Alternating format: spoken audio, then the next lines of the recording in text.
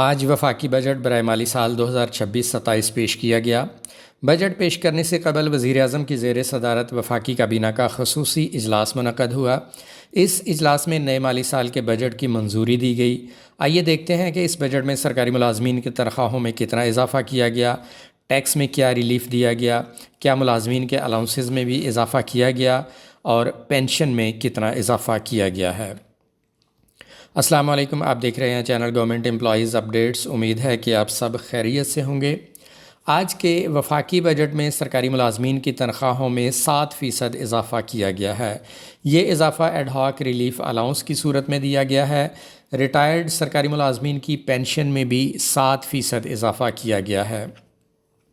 Pay scale revise کرنے کی تجویز منظور نہیں ہوئی۔ میڈیکل الاؤنس، کنوینس الاؤنس اور ہاؤس رینٹ الاؤنس کی فی الحال کوئی خبر نہیں۔ تنخواہ داروں پر انکم ٹیکس کم کیا گیا ہے۔ 4 سلیبز کے ٹیکس میں کمی کی گئی ہے، جس کی ڈیٹیل یہ ہے کہ 22 لاکھ سے 32 لاکھ روپے سالانہ کمانے والوں کے لیے ٹیکس کی شرح 23% سے کم کر کے 20% کی گئی ہے۔ 32 لاکھ سے 41 لاکھ روپے سالانہ انکم والوں پر ٹیکس کی شرح 25% کم کر دی گئی۔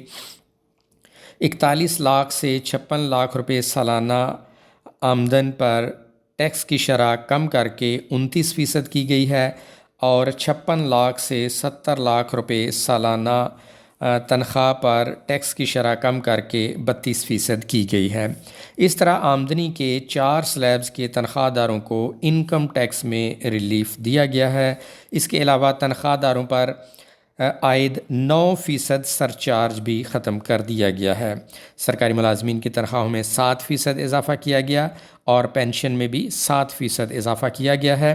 کم سے کم ماہانہ اجرت میں 10% اضافہ کرنے کی تجویز ہے۔ سول پینشن پر 272 ارب روپے خرچ ہوں گے اور ملٹری پینشن پر 822 ارب روپے خرچ ہوں گے۔ ناظرین، یہ تھی آج کی بجٹ اپڈیٹ۔ باقی ڈیٹیل بعد میں آپ کے ساتھ شیئر کی جائے گی۔ اگر آپ ایسی معلومات میں دلچسپی رکھتے ہیں تو چینل سبسکرائب کر لیں۔ چینل کا نام ہے گورنمنٹ امپلائیز اپڈیٹس۔ آپ کے قیمتی وقت کا شکریہ۔ اللہ حافظ۔